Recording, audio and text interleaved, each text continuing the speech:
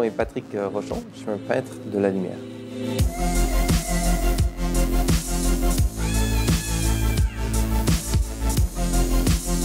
Light painting, c'est une forme d'art, c'est une technique qui consiste à faire de la photographie dans le noir en exposition longue, donc un appareil photo qui est ouvert pendant une longue période de temps. Et pendant ce temps, on prend un outil de lumière et on bouge la lumière, on fait des traces de lumière. Donc on peint d'une certaine façon avec la lumière.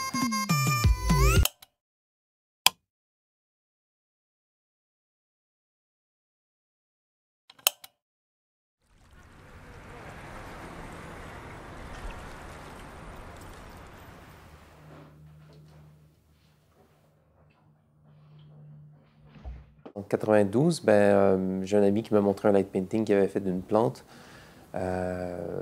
Puis j'ai décidé d'essayer le soir même avec d'autres amis. Puis il s'est passé tout de suite des images très créatives, des images qui sortaient de l'ordinaire. Donc ça a capté mon attention. S'il y a des applications commerciales, mais tant mieux. S'il y a des applications artistiques, mais tant mieux. Mais au fait, je ne fais pas beaucoup de différence entre un et entre l'autre. Parce que pour moi, c'est toujours des défis, le light painting. Souvent, je vais avoir des victoires, des portes qui vont s'ouvrir que personne ne va remarquer, mais qui pour moi signifient beaucoup. Je vois les images, je fais comme « Ah, wow, OK, je vois l'évolution. » Alors, souvent, c'est ça c'est mes propres victoires qui sont personnelles. Mais commercialement, il y a eu beaucoup de victoires dans les dernières années. Dont une collaboration avec Infinity à Dubaï et en Arabie Saoudite, parce qu'on on a modifié des voitures avec des lumières LED, puis les voitures se promenaient dans l'espace pour faire du light painting avec des conducteurs spécialisés. Donc, ça a été aussi une grande victoire parce qu'on n'avait jamais fait ça, puis on s'embarquait dans une aventure technique et artistique avec un client qui voulait prendre un risque. Puis il y a aussi Red Bull qui était très intéressant avec les modifications de wakeboard avec les lumières et les wakeboards dans la nuit et dans l'eau qui faisaient le light painting en faisant des sauts et des acrobaties. C'est des projets qui restent remarquables dans mon expérience. Tout le cheminement que j'ai fait avec le light painting, je suis venu à fabriquer mes propres outils. Puis les outils que j'ai fabriqués donnent une forme 3 dimensions qui s'illuminent. Donc, ça me permet de faire un light painting qui peut être capté dans tous les sens. Cet outil-là s'appelle un light blade. Naturellement, j'ai différentes formes.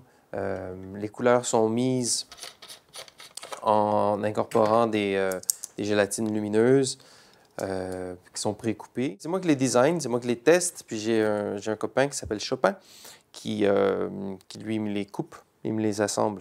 Alors, en explorant ces formes-là, cet espace-là, parce qu'on fait du light painting en 3 dimensions, c'est sûr que, naturellement, il y avait comme un kata qui se faisait. Ce que le kata veut dire, c'est quand l'artiste devient un avec son art, devient un avec son outil, si c'est un potier, il devient un avec sa terre. Donc, de pratiquer le kata, c'est dans le but de maîtriser ces mouvements-là et cette lumière-là. Quand on travaille avec la lumière, on découvre un monde qui est magique d'une certaine façon.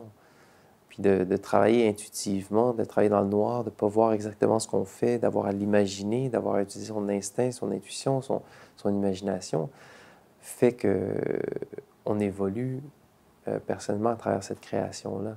Je vais toujours pratiquer dans tout ce que je fais une forme d'application, une forme d'apprentissage, puis une forme de découverte. Donc, la vie en soi devient une forme d'art.